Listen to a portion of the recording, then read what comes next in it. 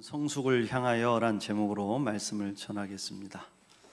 네, 여러분, 가을입니다. 완연한 가을빛이 물들고 오곡백과가 결실을 맺으며 알곡이 머리를 숙이는 찬란한 가을이 왔습니다. 아침 저녁으로 쌀쌀한 바람이 우리가 입은 옷을 점점 두껍게 만들고 또 에어컨의 기능은 난방으로 바뀌고 있습니다. 요즘 차를 타고 가다 보면 차창 밖으로 펼쳐지는 풍경들이 참 정겹죠. 누렇게 익어가는 벼들, 또 노랗게 물드는 은행잎들, 바람에 흩날리는 가을의 꽃들, 그리고 가을에만 느낄 수 있는 놀라운 자연의 모습들이 우리의 마음을 아주 행복하게 해줍니다.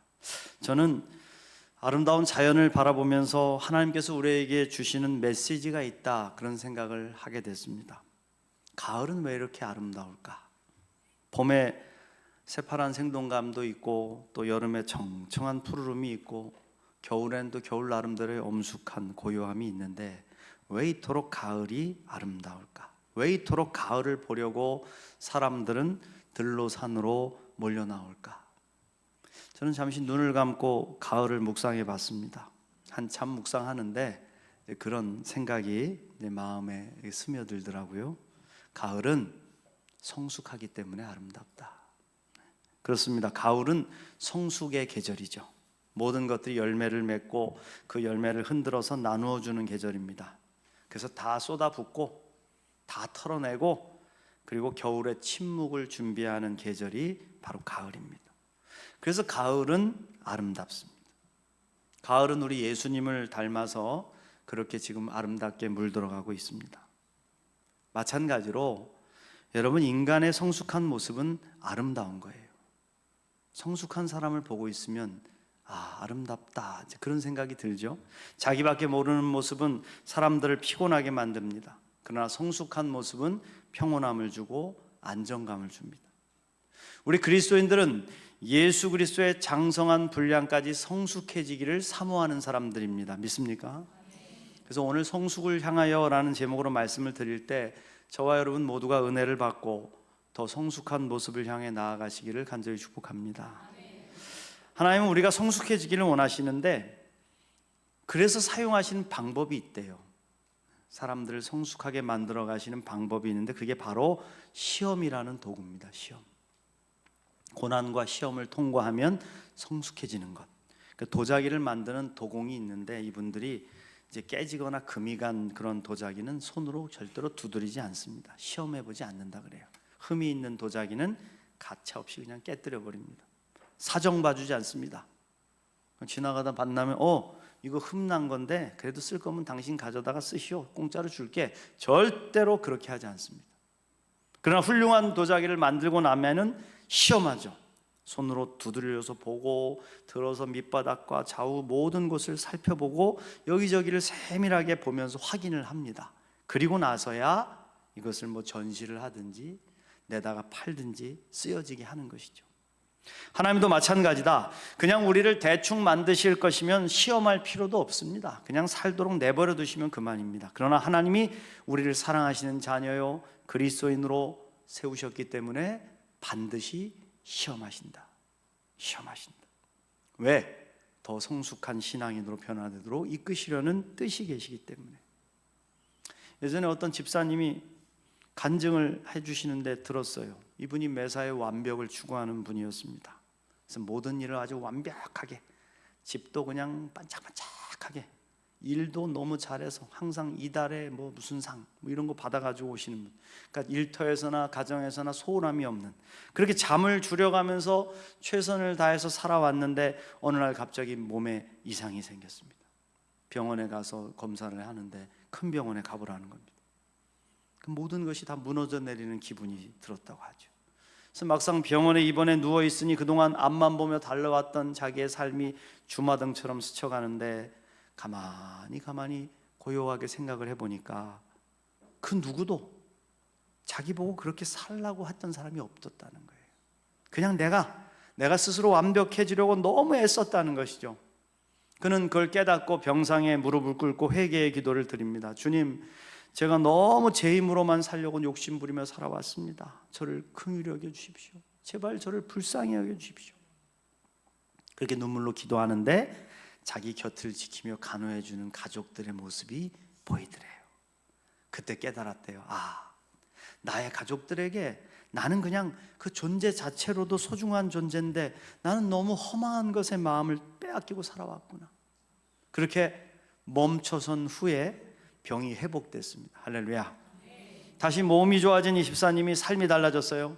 하나님 앞에 늘 겸손히 기도하는 삶이 됐고 마음이 너그러워졌습니다. 그래서 자기와 타인들의 실수를 용서할 줄 알고 무엇보다도 건강을 챙기고 가족들을 사랑하는데 이렇게 최선을 다하는 삶을 살게 됐다. 그래서 이분이 잔잔하게 미소를 지으면서 일상의 행복들을 쭉 이야기하시는데 그분의 얼굴을 이렇게 보고 있으면서 제가 그랬어요. 야, 참 성숙해지셨다. 참 성숙해지셨구나.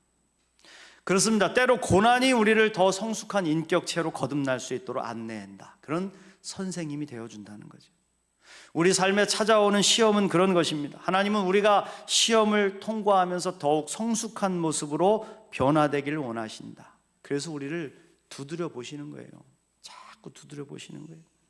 그렇게 힘들고 어려울수록 하나님 앞에 무릎을 꿇고 우리의 삶의 불순물들이 제거돼서 주님만을 바라보는 담대한 용사로 성숙한 그리스도인으로 변화시켜 가시는 것이다. 믿습니까?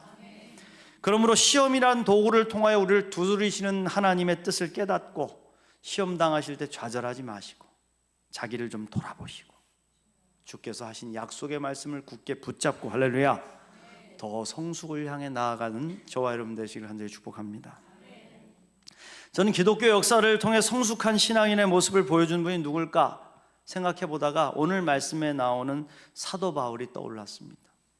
여러분 초대 기독교인들을 사도 바울이 사울의 이름을 가지고 있을 때 막 죽이러 다녔지 않습니까? 그래서 기독교인들의 원수였어요. 그 사람이 어떻게 예수 그리스도를 만나 변화가 돼서 하나님의 놀라운 역사를 이루는 위대한 사도가 됐다. 근데 여러분 사울이 그 예수 그리스도를 만나 변화됐을 때 그의 모습이 금방 성숙한 그리스도인의 모습이었겠습니까? 아니었죠. 인정하지 않는 사람들도 너무 많았어요. 이 사람이 바울이라는 위대한 사도로 거듭나기까지 많이 두드려 맞아야 됐고 고난을 통과해야 됐고 감옥에도 갇혀야 됐고 수많은 고생을 통과해 간 거죠. 사실 바울은 약점이 많았던 사람입니다. 질병도 몸에 많아가지고 가시 때문에 이 몸에 가시 같은 질병 때문에 기도도 많이 해야 됐고 또 성질도 못 됐어요. 바울이 좀 불같은 성질을 가지고 있어가지고 바울 동상 보면 칼을 막 들고 내리치려고 하는 그런 동상도 있고 외모도 머리가 별로 없어 하나도 없어요. 대머리 또 눈병에 가끔은 동역자들하고 마음이 맞지 않아가지고 큰 소리로 싸우고 헤어지기까지 하는 아주 훌륭하지 않은 인격을 가지고 있었습니다. 그런데 그가 성숙해졌다는 것이죠.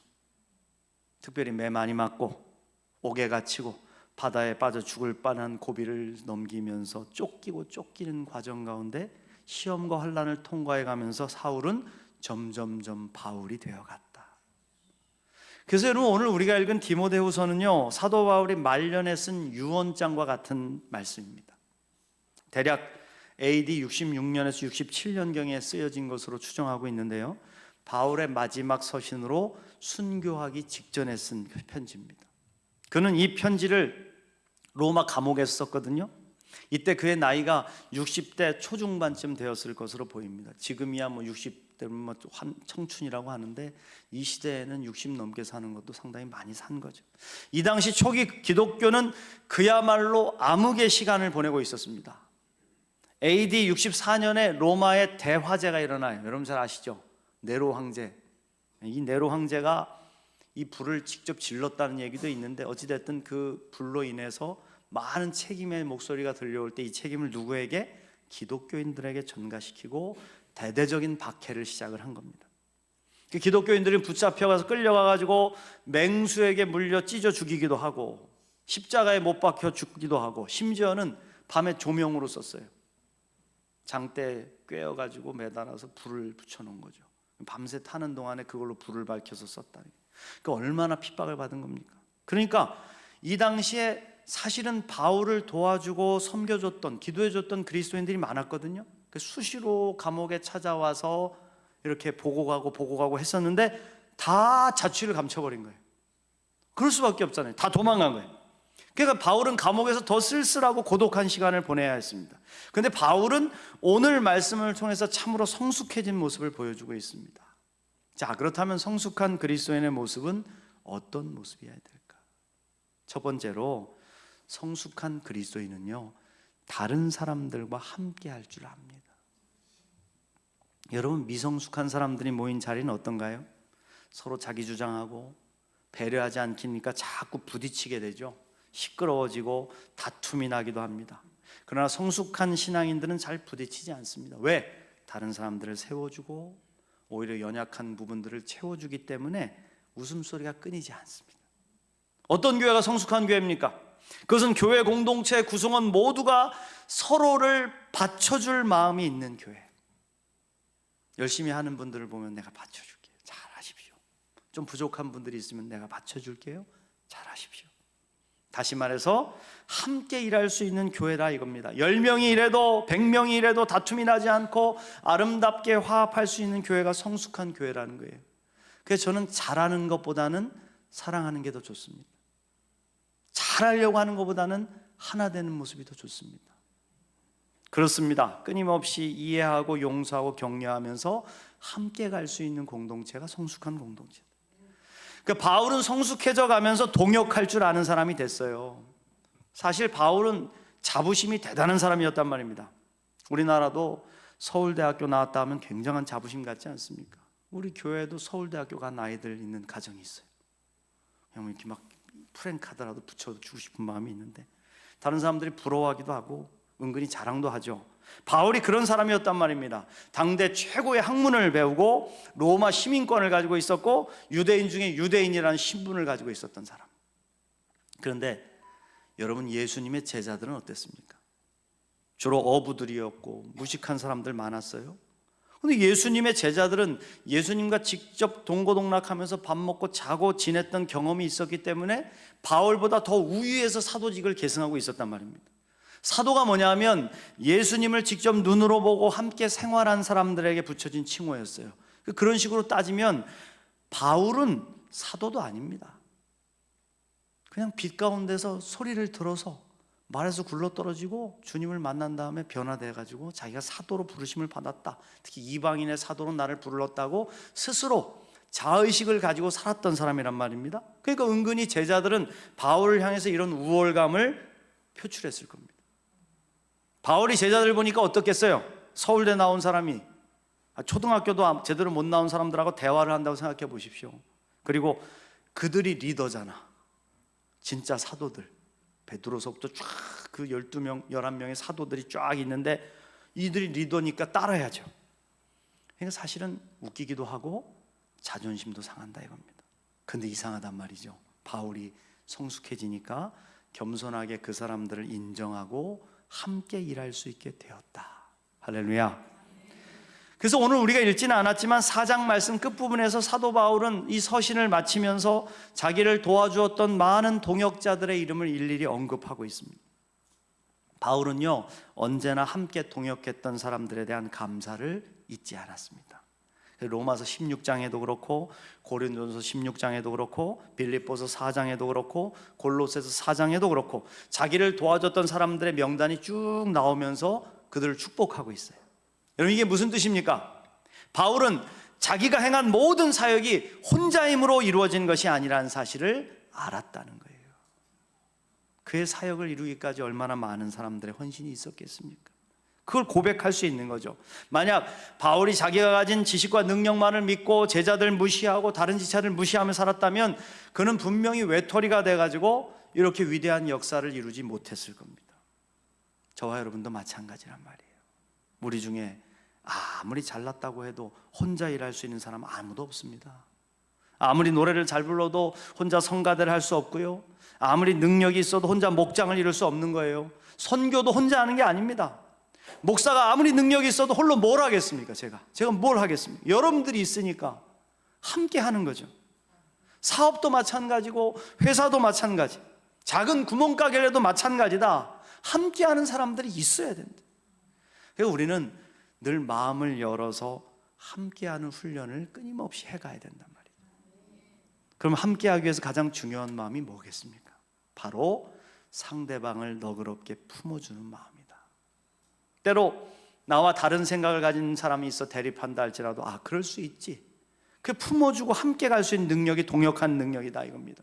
주님의 일을 하다 보면 좀 부족한 분들이 계시잖아요, 그죠? 여러분들 회장님이나 리더가 내 마음에 들게 일을 하지 못할 때도 있잖아요. 그럴 때 무슨 일을 그렇게 하냐고, 능력도 하나도 없고 그렇게 하려면 하지 말라고, 그렇게 허물을 지적하면 절대로 함께 할 수가 없어요. 도리어 마음을 바꿔서 내가 당신의 부족함을 채워줄게요, 내가 뒤에서 받쳐줄 테니까 힘을 내세요, 그러면 정말 성숙한 사람, 그런 사람들을 통해서 교회가 행복해질 수가 있다. 그렇습니다. 성숙한 사람은 반대자를 품고 변화시킵니다. 연약한 사람들을 섬겨주는 기쁨을 누릴 줄 아는 교회, 내 걸음을 한 걸음 늦춰서 기다려줄 줄 알면서 함께 손을 잡고 나아가는 것. 그냥 두세요. 사랑하는 성도 여러분, 어떤 일을 하더라도 서로를 섬겨주며 함께 할 줄 아는 성숙한 성도, 성숙한 교회를 이루시기를 주님의 이름으로 축복합니다. 두 번째 성숙한 그리스도인은 솔직한 사람들이다. 솔직하라, 솔직하라. 성숙한 인격은요, 마치 샘물을 바라보는 것과 같습니다. 고요한 샘물을 바라보면 투명해가지고 아니다 들여다볼 뿐만 아니라 거기에 비친 나의 얼굴이 보이죠. 그러니까 성숙한 사람들이 만나 함께 있으면 편안해지고요, 서로가 맑아지는 느낌이 드는 이유는 솔직하기 때문입니다. 거짓이 없기 때문입니다. 먹은 마음이 없기 때문에 복잡하지가 않습니다. 그냥 있는 모습 그대로 보면 그뿐이에요. 이분은 이런 사람이구나. 서로를 보면서 감출 것이 없기 때문에 가면을 쓰지 않아도 되죠. 바로 우리 예수님이 그런 분이셨습니다. 그 예수님을 만난 사마리아 여인은 자기 자신을 들여다보시는 주님을 만나는 거예요. 깊은 샘물 같은 예수님을 만나고 나니까 그 투명한 모습 속에 자기가 보이고 자기 모습을 다 들여다보시는 주님을 보게 되는 거죠. 그러니까 주님의 투명한 모습이 거울처럼 자기를 비춰주시니까 감출 것이 하나도 없어, 숨길 것이 하나도 없어. 자기보다 자기를 더 깊이 이해해 주시고 용서하시는 예수님을 만나니까 나니까 이 사마리아 여인은 죄를 고백하고 변화의 길을 걷게 됐다. 할렐루야. 여러분, 우리가 성숙한 신앙이 될수록 단순하고 맑아져야 된단 말이에요. 교회에서 성숙한 기도의 어머니들을 보십시오. 그냥 믿음이 가지 않습니까? 그런 분들은 말씀을 많이 하지 않아도 감동을 끼칩니다. 한번 이야기를 하시면 100% 신뢰가 갑니다. 근데 아무리 직분이 있고 능력이 있는 것 같아도 진실되지 못한 분들은 신뢰가 가지 않는단 말이에요. 같이 만나 이야기를 나누다 보면 막 속으로 계산하는 게 느껴지고, 눈이 막 눈동자가 옆으로 돌아가고, 잔머리 굴리는 소리가 들려오고. 근데 성숙한 그리스도인들은 그저 예수님의 말씀을 신뢰하고 그 말씀에 겸손히 순종함으로 참으로 묵묵하게 그 길을 간다. 할렐루야. 여러분, 오늘날 세상에 있는 많은 사람들이 진실을 버리고 있어요. 거짓을 말하고 낚였다 그래서 낚였다. 요즘은 막 유튜브 보기가 두려워. 보면 뭐 제목 찾아서 들어가면 엉뚱한 게 나오고, 거짓을 얼마나 많이 하는지. 근데 그렇게 거짓으로 충만한 세상을 이기는 방법 오히려 하나밖에 없다. 그것은 진실함인 줄로 믿습니다. 그게 성숙함이죠. 우리는 하나님의 도우심을 입은 사람들이잖아요. 믿습니까? 우리가 하나님 앞에 투명하고 솔직한 신앙이 될 때 주님은 우리를 도우실 줄로 믿습니다. 오늘 말씀에 보면 바울의 솔직한 모습이 나온단 말이죠. 보통 이렇게 남 앞에 서는 지도자들을 자기의 연약함 잘 드러내지 않거든요. 감추려고 하죠. 저도 가끔 그럴 때가 있습니다. 너무 연약함을 보여주면은 은혜가 안 될까 봐, 성도들이 실족할까 봐 때로는 이렇게 감추려고 할 때가 있어요. 그런데 바울이 오늘 솔직한 모습을 보여줘요. 자, 9절 이하부터 보시면, 9절부터 다시 보실까요? 너는 어서 속히 내게로 오라. 데마는 이 세상을 사랑하여 나를 버리고 데살로니가로 갔고, 그레스게는 갈라디아로, 디도는 달마디아로 갔고, 누가만 나와 함께 있느니라. 네가 올 때 마가를 데리고 오라. 저가 나의 일에 유익하니라. 저는 이 부분을 묵상하면서 사도 바울 선생님의 외로움을 느꼈습니다. 참 외로우시구나. 먼저 바울을 버리고 떠나간 사람들 이야기하잖아요. 저도 사실 목회하면서 제일 힘든 게 함께 공동체를 섬기던 분들이 무슨 이유든지 함께하지 못하고 떠나게 될 때입니다. 힘들어. 그럼 저는 고상한 말로 파송해드렸다, 뭐 축복해서 보내드렸다, 그렇게 말은 하지만 집에 와가지고는 웁니다. 그리고 속으로 그러죠. 나를 버리고 가신 님은 심리도 못 가서 발병 난다. 바울은 겉으로 이 마음을 표현했어요. 그리고 누가만 나와 함께 있다 그러면 누가만 나와 함께 있다. 그러니까 누가가 끝까지 바울과 함께 있어준 건 너무 감사한데 누가는 좀 조용했던 사람인 것 같아요. 우리 교회에도 나 목사님 있고 박 목사님인데 박 목사가 약간 누가 같고 나 목사님이 마가 같은 것 같아요. 여러분 보면 올 때 꼭 마가를 데리고 오라. 마가가 누구예요? 1차 전도 여행 중에 바울과 다투고 헤어졌던 인물 아닙니까? 좀 약간 이게 혈기도 있고 자기 주장도 할 줄 아는 사람이. 그런데 바울은 성숙해지고 나니까 의견이 달랐던 후배도 품는 거죠. 보고 싶다고. 그래도 마가랑 함께 할 때 그리웠다고. 마가를 데리고 오라. 아까 말씀드렸죠. 나 목사님, 박 목사님인데 이 두 분이 성향이 달라. 그래서 가끔 나 목사가 하루 쉬는 날 이제 박 목사하고 저하고 둘이 있을 때가 있는데 둘 다 조용하면 하루 종일 아무 말도 안 할 때도 있어. 조용하게 지나가는 거지. 나 목사가 오면은 뭐 밥도 이거 먹자 그러고 저거 먹자 그러고 막 시끌시끌하고 재미가 있어지죠. 아마 마가가 그런 역할을 했었나 봐요. 그러니까 보고 싶다, 데려와라. 또 어떤 얘기합니까? 구리장색 알렉산더가 내게 해를 많이 보였음에 주께서 그 행한 대로 저에게 갚으시리니 너도 저를 주의하라. 저가 우리 말을 심히 대적하였느니라. 가슴 아픈 얘기하죠. 보통 한국 사람들은 이런 얘기 잘 안 하려고 그러거든요. 내가 좀 실패한 이야기들, 가슴 아픈 이야기를 안 한단 말이죠. 그런데 그거 다 하면서 하나님 갚아주실 거야 이렇게 간구하죠. 그리고 21절 말씀에 다시 또 당부하죠. 겨울 전에 너는 어서 오라.